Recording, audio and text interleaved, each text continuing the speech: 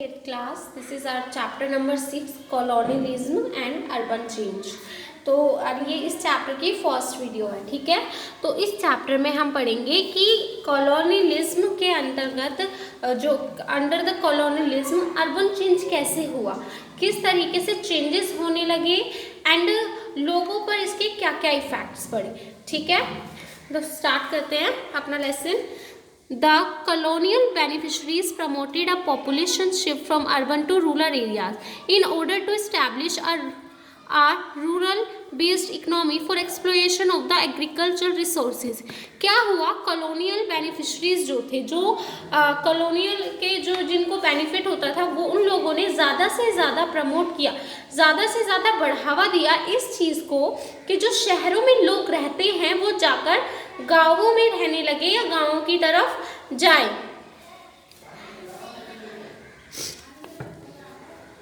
Under colonial rule, many court towns, port towns and commercial towns declined, leading to deurbanization। और इसके colonial rule के जो इस चीज़ को बढ़ावा दिया गया, इसके इफेक्ट क्या हुए कि धीरे धीरे जो था court towns, port towns and commercial towns जो थे वो डिक्लाइन होने लगे, वो ख़त्म होने लगे। और ये जो प्रोसेस था ये डीअर्बनाइजेशन कहलाया, ठीक है। जो कॉलोनियल बेनिफिशरीज थे उन्होंने ज़्यादा से ज़्यादा इस चीज़ को प्रमोट किया कि जो शहरों के लोग हैं वो गाँवों में जाकर रहने लगे। गाँवों में वो किसी भी रीज़न से जाए, चाहे वहाँ पे अपने वर्क के लिए जाएं या फिर वहाँ पे कोई और काम करें या फिर कुछ भी करें वहाँ जाके, लेकिन ज़्यादा से ज़्यादा जो शहरों के लोग हैं वो गाँवों में जाकर रहने लगे, गाँवों में अपनी एक्टिविटीज़ करने लगे। एंड यही जो चीज़ थी इसकी वजह से क्या हुआ, जो कमर्शियल टाउन्स थे, जो कोर्ट टाउन्स थे, पोर्ट टाउन्स थे, वो सब डिक्लाइन होने लगे, वो सब खत्म होने लगे। और ये प्रोसेस डीअर्बनाइजेशन कहलाया।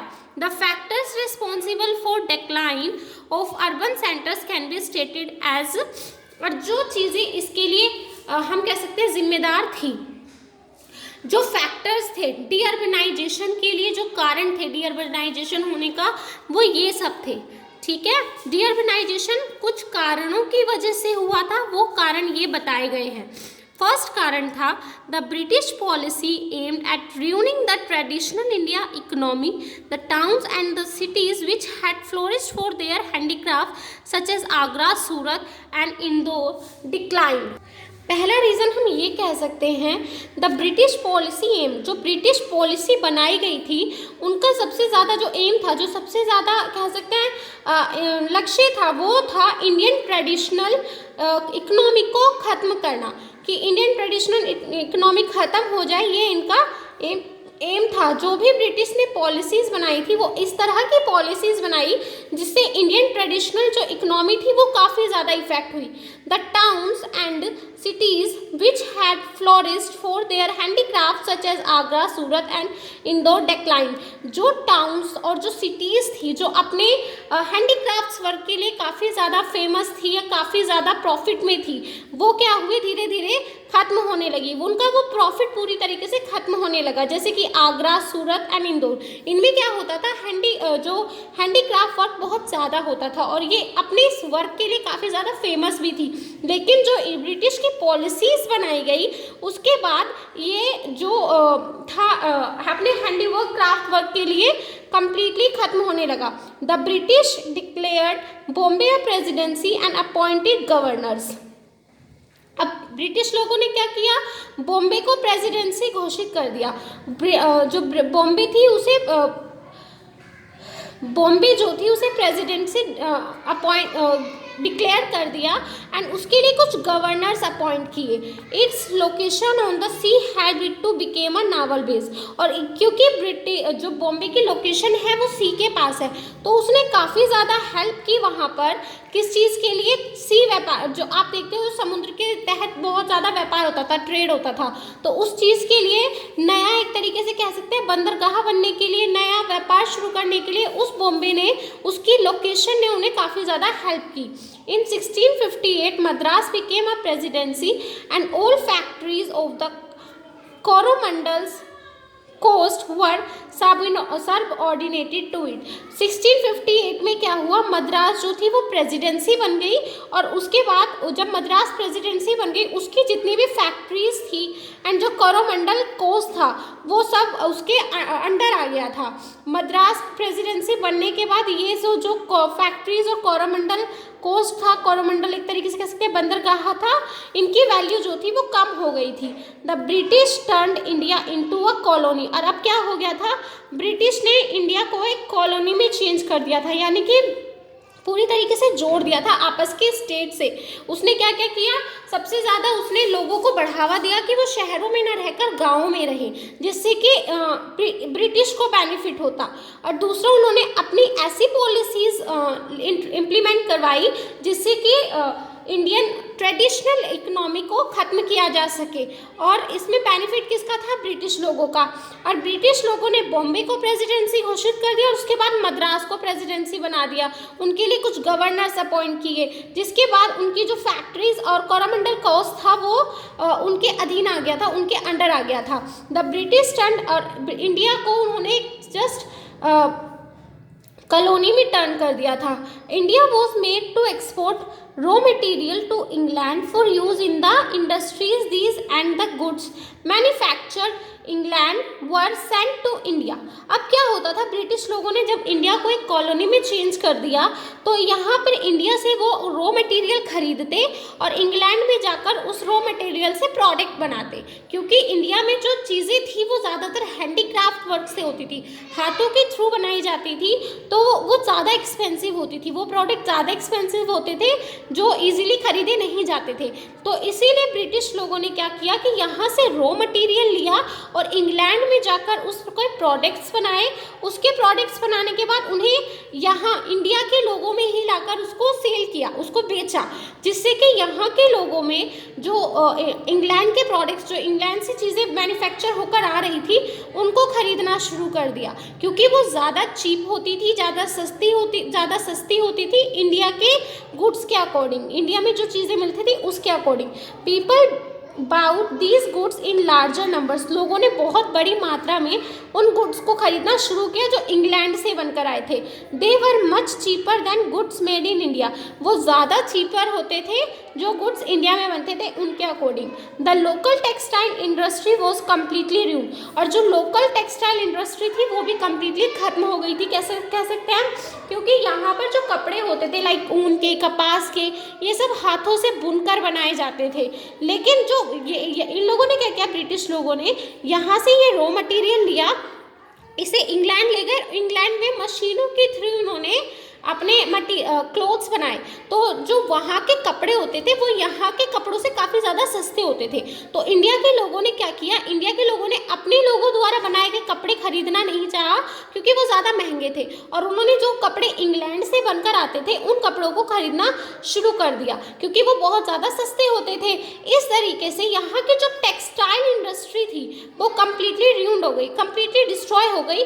Towns such as Dhaka and Murshidabad decline, और जो टाउन्स थे, जो एक तरीके से कह सकते हैं कस्बे थे, वो ढाका, मुर्शिदाबाद, वो उनका पतन हो गया, वो डिक्लाइन हो गए, यानी कि वो खत्म हो गए, क्योंकि जो व्यापार था वो इंडिया के लोगों से नहीं हो रहा था, बल्कि ब्रिटिश लोग जो गुड्स अपनी मैन्युफैक्चर कर रहे थे मशीनों के थ्रू, वो गुड्स यहाँ लाकर बेच रहे थे, और वो गुड्स यहाँ पे चीपर रेट्स पे मिल रहे थे। इसी वजह से यहाँ के लोग ज़्यादा उन्हीं को खरीद रहे थे। तो इस वजह से यहाँ के जो हैंडीक्राफ्ट्स पीपल थे, जो हैंडीक्राफ्ट वर्क करते थे, उन लोगों के हम कह सकते हैं ट्रेड्स पूरी तरीके से डिक्लाइन हो गए थे, पूरी तरीके से डिस्ट्रॉय हो गए थे, और काफ़ी ज़्यादा इफेक्ट पड़ा उन प्लेसेस पे जहाँ पर ये ज़्यादा वर्क हुआ करते थे।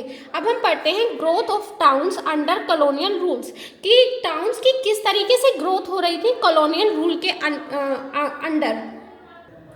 अब देखो क्या होने लगा था, the acquisitions and expansion of territorial position by the east India company meant it increasing involvement in the collection of taxes. अब जो था, ईस्ट इंडिया कंपनी ने अपनी इन्वॉल्वमेंट हर जगह बढ़ानी शुरू कर दी, उसने टैक्सेस में अपनी इन्वॉल्वमेंट बढ़ाई और सब कुछ अपने अंडर करने की कोशिश करने लगे, वो सब कुछ अपने अंडर लेने लगे, जैसे कि जो जितना भी उनको वो एरिया कवर कर सकते थे उस एरिया पे ज़्यादा से ज़्यादा अपना रूल करने लगे।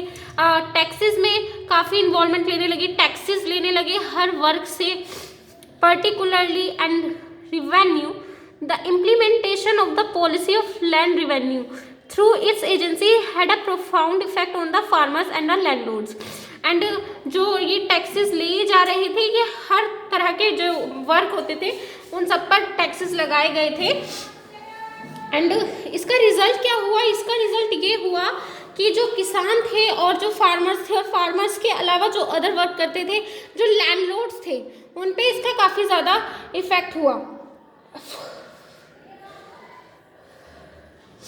As a result of these policies, India farmers suffered tremendous difficulties and a lot of Indian artisans were out of work.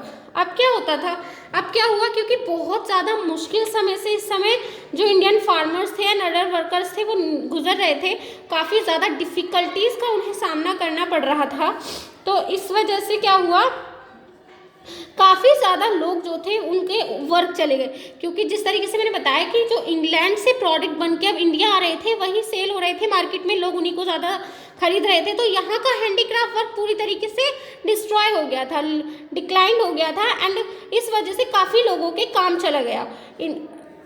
Therefore, the second half of the 19th century witnessed de-urbanization of the existing urban centers and the growth of new center of colonial trading activities in the form of the port cities of Calcutta, Bombay and Madras. Towns also grew around residencies. Okay तो क्या हुआ? जब ये सब होने लगा तो उसके बाद इसका एक कारण ये भी बन गया. 19th सेंचुरी में क्या हुआ? 19th सेंचुरी में जो ये डीअर्बनाइजेशन था ये इतना ज़्यादा बढ़ गया था कि अब जो ज़्यादातर हमारी इंडियन इकोनॉमिक थी वो इंक्रीज होने लगी थी. किसमें? खेती में, मतलब कि कृषि पर ही आधारित हो गई थी. इंडियन इकोनॉमी अब कृषि पर ही आधारित हो गई थी, क्योंकि बाकी जो वर्क थे वो पूरी तरीके से डिक्लाइन हो चुके थे. तो ज़्यादा से ज़्यादा डीअर्बनाइजेशन होने लगा हाफ ऑफ 19th सेंचुरी में. एंड जो अब लोग जब गाँव में जाकर रहने लगे तो वहाँ पर उनके अपने एरिया, अपने रहने की जगह बनाने लगे. तो ज़्यादातर जो टाउन्स थे वो उन रेजिडेंसीज के ही अराउंड बनाए गए, ताकि ये टाउन्स और यहाँ पर ऑफिसर्स जो थे, जो ब्रिटिश ऑफिसर थे, इन रेजिडेंसीज के अराउंड ही उन्होंने अपने टाउन्स बनवाए, जिससे कि वो वहाँ के एरिया को अच्छी तरह रूल कर सके, कंट्रोल कर सके. The official residencies of the British residents as in Lucknow, Pune and Hyderabad. जैसे कि लखनऊ, पुणे और हैदराबाद में उन्होंने कुछ अपनी रेजिडेंसीज बनाई थी, तो उसी के आसपास उन्होंने अपने टाउन्स बना लिए वहाँ रहने के लिए. With the introduction of railways, towns sprang up at important railway junction. Mughalsarai and Jamalpur are example. अब क्या होने लगा? अब रेलवे का जो था आविष्कार हो गया था, रेल्स चलने लग गई थी. तो रेल्स के थ्रू ये जो ब्रिटिश लोग थे वो ज़्यादा से ज़्यादा ट्रेड कर सकते थे और इंडिया के मोस्टली एरियाज़ को कंट्रोल कर सकते थे. तो जब ये रेलवेज बन गई तो टाउन्स जो थे वो और भी ज़्यादा बढ़ने लगे, टाउन्स बनने लगे. एंड इनके जो कुछ इम्पोर्टेंट जंक्शन बन गए, रेलवे इम्पोर्टेंट जंक्शन बन गए थे टाउन्स, जिसमें एग्जाम्पल है मुगल सराय एंड जमलपुर. ये दोनों ऐसे इम्पोर्टेंट क्या कह सकते हैं हम, रेलवे जंक्शंस हैं जो टाउन्स के आसपास डेवलप्ड हुए. Army cantonments to set up check foreign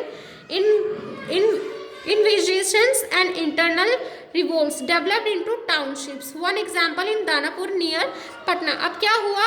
इन्हीं टाउन्स के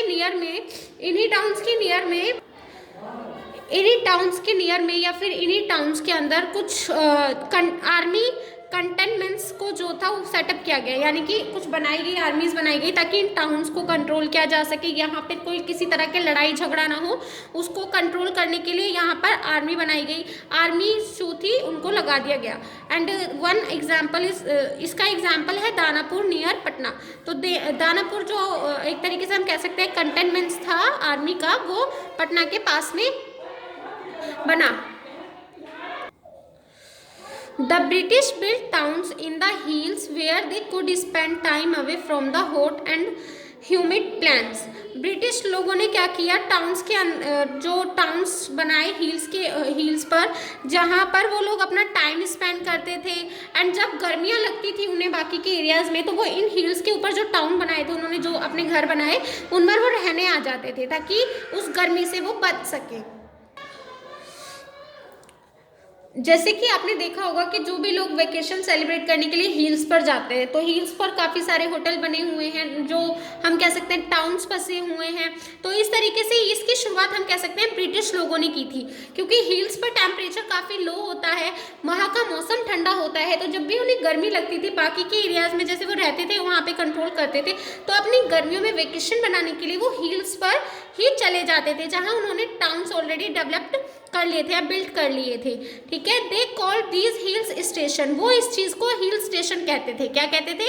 हिल स्टेशन।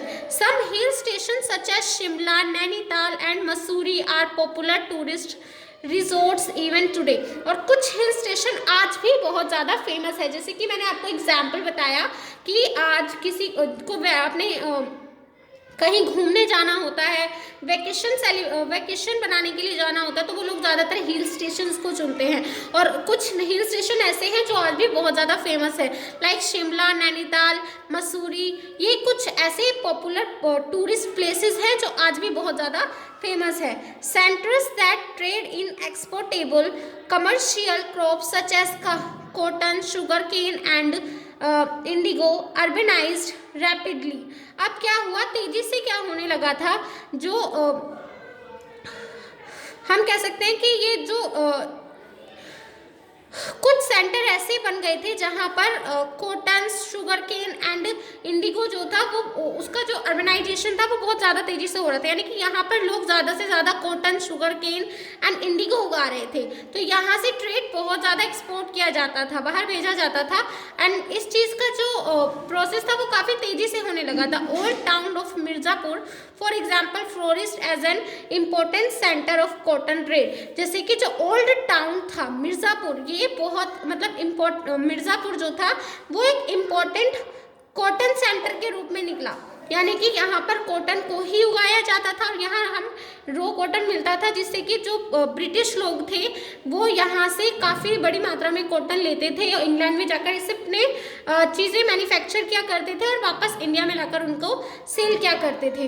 तो धीरे धीरे क्या होने लगा, कॉलोनिज़्म में काफ़ी ज़्यादा अर्बन चेंज हुआ और बहुत बड़ी मात्रा में जब लोगों ने टाउन से रूरल एरियाज़ में जाकर रहना शुरू किया, वहाँ पर एग्रीकल्चर एक्टिविटीज़ में इन्वॉल्व होना शुरू किया, तो हमारी ज़्यादातर जो इकोनॉमी थी वो एग्रीकल्चर पर बेस हो गई थी।